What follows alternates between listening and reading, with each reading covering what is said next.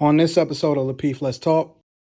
Most guys, if you ask them overall, they want to be married, meaning that they're looking to actually settle down. Most guys want to be married.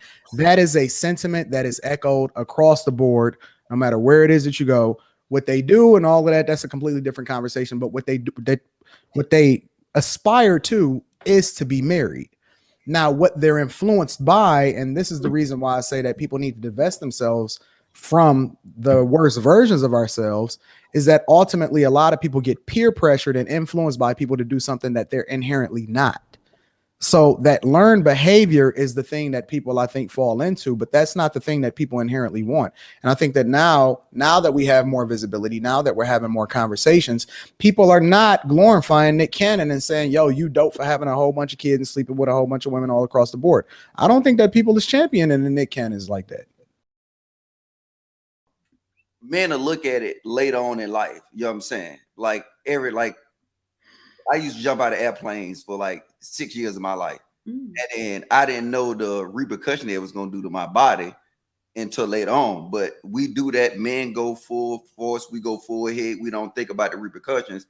Well, a woman is more emotional. They think about the repercussions. So in all, it's just, that's the way it is. A man will eventually learn at his older age, and then he'll gain that wisdom through his experience. And therefore, he'll see him be able to take accountability for the stuff that he did. But a lot of stuff in relationships, I think that is more or less in relationship wise, it's more or less not just only on the man. Is a lot of that stuff, the damage is, I think it's based on culture. Our culture do a lot of damage. And I mean, you got to pass accountability what accountability is. A lot of times we just fall in line with our culture. Gotcha. What you got on this, Anton? Do men ever think about the damage they cause women? I think that men always think about the damage that they cause women. I think that we figure out how to compartmentalize it, and we figure out how to justify why we did what we did. We'll say that, yo, this is the way that I was brought up. We'll say that, yo, she knew what she was getting herself into. But I think that we all, at some point, whether it be early, I think that it starts at the moment that we even do it, even before we do it. I think that we think about the damage that we're about to cause before we do it, and we know what we're doing. But I think that sometimes the desire and our ability to be able to justify it overrides, you know. And that's why post-nut clarity is real, is because then you start to think like, oh man, what the piss did I do? You know what I'm saying? What I get myself into, or whatever, so on and so forth. Right. Then they try to remedy it, or they try to figure out, they start to think a little bit more logically. But I think that we all, most of us, inherently think about the damage that we cause women. But I don't think for some of us, it's enough for us to stop the behavior, because you know, the justification is enough. It's all, you know what it reminds me of? It reminds me of somebody that go to the casino. It's like, you know they about to spend their whole check. And then if you hear these people talking these meetings and things like that, you know, they know what's about to happen. They know, and they always thinking about, and they always feeling bad about the fact that they do it. But then what happens is they justify it in their mind, and they say something like, well, I would have went and spent that on some shoes anyway. Or, well, I would have, you know what I'm saying? Well, skip it. I'll just go without this for the next whatever. But they always figuring out how to justify it in their mind as to why it's not as bad as it is. But inherently, they always know what it is. I think that men know exactly what it is that they do to women. They just figure out how to live with it instead of trying to rectify it. So that's just my perspective. How do some of these men sleep at night? I just want to know. I've closed it. It's all. I mean, it comes down to being selfish. I mean, it's all about that individual. That's the reality of it, you know, not think about nothing else. That's why they just able to do what they want to do. It's just, it is what it is.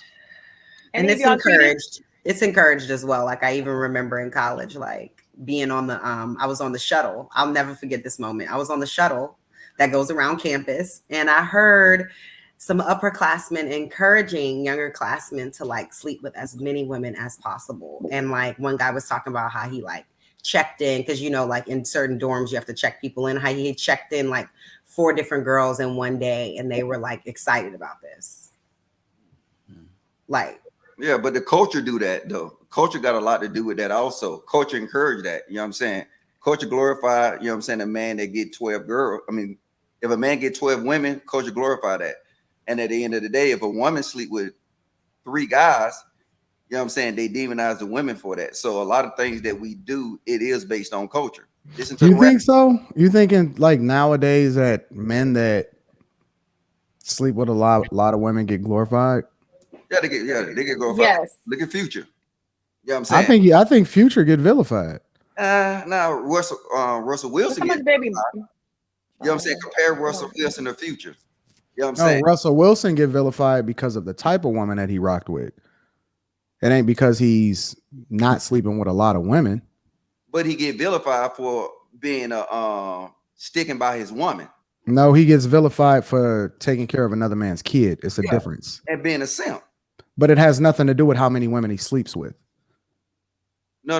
But we going on both ends. Future. No, you use Russell Wilson. I'm telling you that's a bad example for the conversation that we have. And you got to pick another man that's completely like that, just reserves himself. I don't think that men that not a good one, Mr. Logic. I don't think that they don't men equate. that don't sleep with a lot of women get vilified. I think that it's a little bit different, and maybe I'm off. I think it's a little bit different nowadays, and that people woke up and they saying, "Yo, community dick is not dope." Like I know a lot of dudes that don't rock with that. They're like, "Yo, that's a Pookie and a Ray Ray."